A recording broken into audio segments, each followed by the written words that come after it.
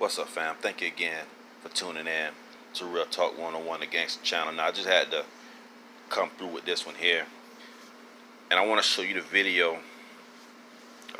prior to what I'm talking about. And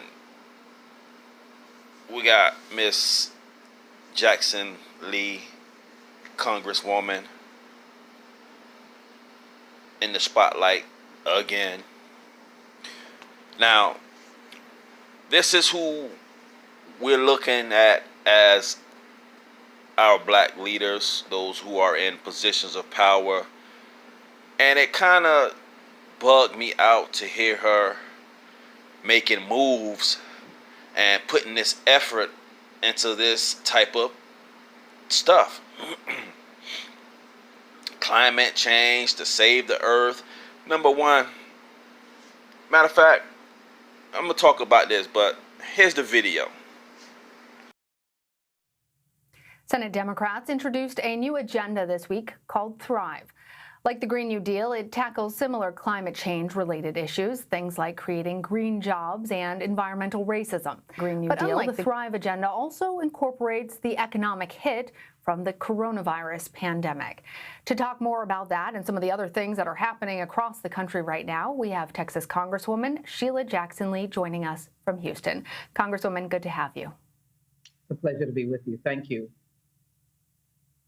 So tell us a little bit about Thrive and what kind of support it's getting on Capitol Hill, and for a lot of people who are perhaps not understanding how it's different from the Green New Deal, if you could explain that for us as well.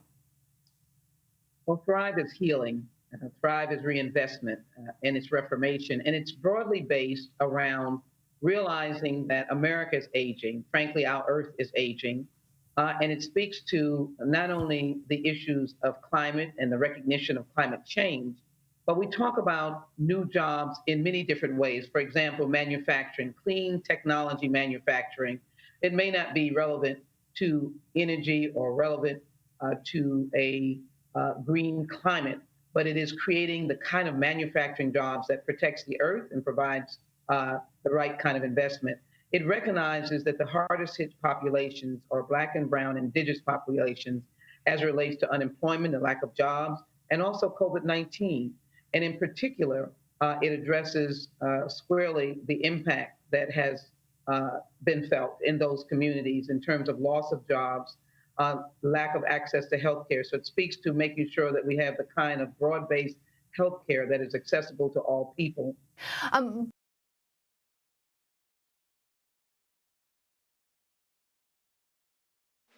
Now, of all the audacity, now I'm going to get more into this video because it's a lot of things that a lot of you probably not looking at, but I'm going to show you what I'm looking at. But anyway, she says that climate change because our Earth is aging. Our Earth. You see that point, that word that she's using, our? That's one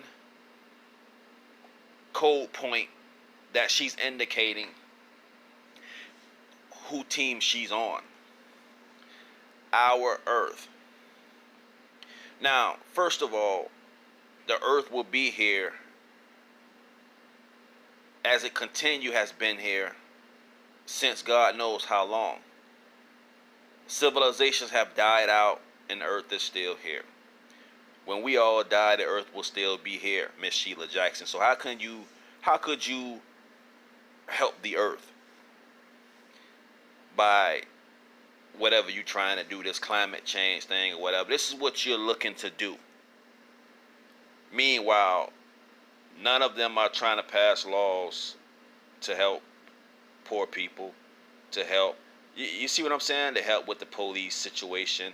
None of them are doing that because the team that they're on are on the other side, even though they have black faces. And a lot of these Congress people that you see black, a lot of them not originally from this place. They're not. You can look at Miss Sheila Jackson's facial appearance and see that she's not an original black American here. You look at some of these guys' face features. They're from somewhere else. Now, there's another thing she pointed out. She said everybody.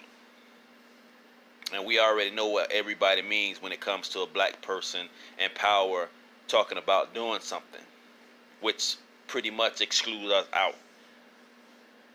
Now, you guys, you need to start listening to what these people saying and look at these key point words that they're using: the uh, our earth, our country, blah blah blah blah blah. Now, I'm gonna play some more of this video, and you know, YouTube always like to try to do shit, but whatever. I'll just redo it and just reformat it, whatever, and upload it again if I have to. But I want to just give you the idea of this is how these people who we supposedly think have the black face representing black people when they're actually representing other people. Here's more. Red states or blue states, whether they were north or south or east or west. Frankly, right now, we're in the middle of negotiations. We're on the way back to Washington. We expect that the Republicans, unfortunately, I'd call them stubborn, would offer a new submission, if you will, with a recognition that Democrats could not vote for a legislation that would cut public schools, that did not meet the needs of people who are unemployed, lacking a real commitment to the cash disbursement, poison pills, as I said, about public school education, not recognizing how much our cities and counties are hurting because of lost revenue, refusing to provide those dollars. We expect to see a new offer, and I'm committed to getting a deal. I know the leadership is committed to getting a deal, not for ourselves, obviously, but because we see people are in pain here in our communities. And as you well know, I'm living in the midst of so many people being evicted, as my other colleagues are. We just gave a grant to someone who was going to be evicted yesterday. We were able to stop it. His 4 children, single parent, and a granddaughter. So we know the pain that Americans are feeling. We're going to fight for it. The Thrive Act is where we need to be in our future days. We need to be there, as Dr. Fauci said, when we come out on the other side of COVID-19 in the later part of 2021. We are realistically adhering to the science. But Thrive is to get this nation thriving and let it thrive for all people, and creating jobs, cleaning up our environment, recognizing climate change, building houses, restoring the infrastructure. I think it's a common sense initiative, but more importantly, it's forward thinking. And what I like about it is it's cross-generational. Young people are excited about the Thrive Act, but at the same time, people who care for children, who are middle age, and it goes across economic levels, from those who are impoverished to middle class and working Americans. Now, here you go. You heard her. You heard the key words. You heard the pinpoint words that identifies someone else other than us. Even though it's mixed in a boiling pot with everyone. And you know who she's basically doing all this for? She's not doing this for us. You know who she's really doing this for? She's doing this for people who don't look like you, who don't look like me. All of this that she's doing, and if they pass this law or whatever they're trying to pass, they're passing it because it's going to benefit them. It's going to benefit. Matter of fact, let me show you who it's going to benefit, because you guys missed this. Here it is. Frankly, right now, we're in the middle of negotiations. We're on the way back to Washington. We expect that the Republicans, unfortunately, I'd call them stubborn, would offer a new submission, if you will, with a recognition that Democrats could not vote for a legislation that would cut public schools, that did not meet the needs of people who are unemployed, lacking a real commitment to the cash disbursement, poison pills, as I said, about public school education. There you have it. So let's not make no mistake about it. when these black people come on these panels talking these code words and so and so, just look at it. Like, if you know people and you know their pedigree and you know what they've been always about, and then you see them on TV talking this crazy stuff like Joe Biden ads, like when you look at his ads, you know he's on some bullshit, because that's not his track record. His track record ain't what he's trying to represent now. So when you see these commercials, which I really hate to see them, because, you know, it's like when you know somebody's lying and you hear them talk, it pisses you off. And that's how I feel about Biden's presidential ads that he's running, meaning that he ain't really meaning whatever he talking about. And the fake running mate with him, you know, she's fake as heck too. You can just see her and just pinpoint that, like, you know, game recognized game in a way, as we used to always say. And we can see the foolery and the bullshit. Now, it's just bad that these people are actually, these black faces are in these positions of power, and they're doing everything for everybody else. And I made a comment, and I'm sidetracking it real quick, and I seen Nas' video, you know, Mr. If I Ruled the World, Nas, if I ruled the world, you know, he talking about all this crazy stuff, blah, blah, blah. And I made a comment about it, and I realized, like, people talk black and their prosperity, but if they was really about it in their prosperity, they'll be trying to fix the problems that a lot of us have. Even him that come from that element, he would try to fix that in the prosperity that he's in. So let's not be fooled. Nas is up there. Trust me, Nas is up there. But my point of it is like, you know, don't be talking this black stuff if you ain't really, especially if you're in a position that you can start doing things, you know, you can't be talking that, you know. I hear Rick Ross own a couple wing stops or whatever in Miami somewhere. You know, who knows, you know. Probably got some black folks in there working for him too. You probably got everybody in there working for him. You know, you producing jobs and stuff like that. That's what you do, you know. But based on what I was just, back to what I was talking about earlier with Miss Sheila Jackson, you know, she's the same one who wanted to pass some kind of law for Juneteenth.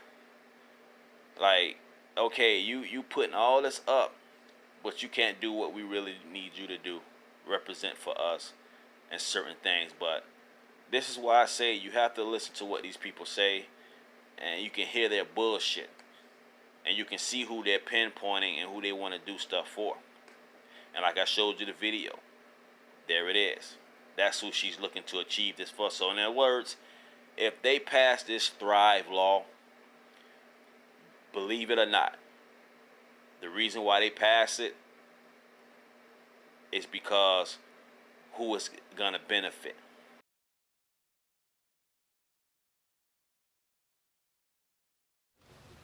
Today's press conference is about something that is historical. It is about our community coming together to defeat one of the most malicious propositions that have ever been put to the people of California. It is so malicious that it has even been disguised in its name. California Civil Rights Initiative. Now, we defeat one of the most malicious propositions that have ever been put to the people of California. It is so malicious that it has even been disguised in its name. California Civil Rights Initiative. Now, when you say that, you think that you're about to vote for something good. But this initiative, which is Proposition 209, will turn back all of the gains that African American people and other people of color have made over the past 25 years. And we are here today, strong, loud, and clear, standing side by side with Brother Suge Knight, Tupac, Snoop, Hammer, and all the brothers and sisters here, saying we will defeat CCRI Proposition 209. Is that right? All right, let's hear it.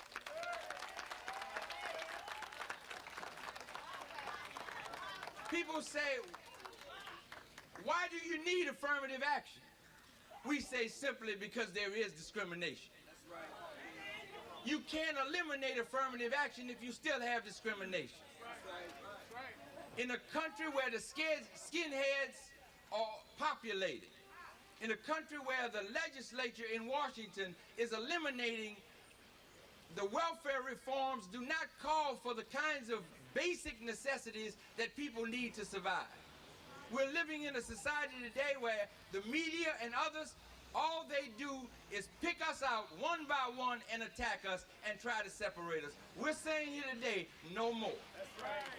You all know, if you don't, I'm here to tell you, the terrible circumstances that happened over at Mosque number 27 in Inglewood last Friday.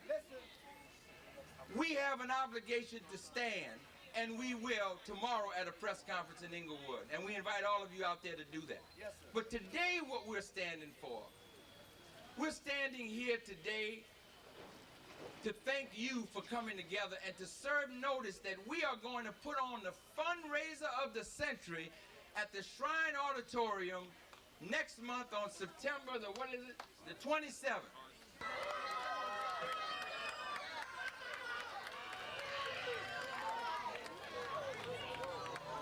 Now I want you to look at these brothers.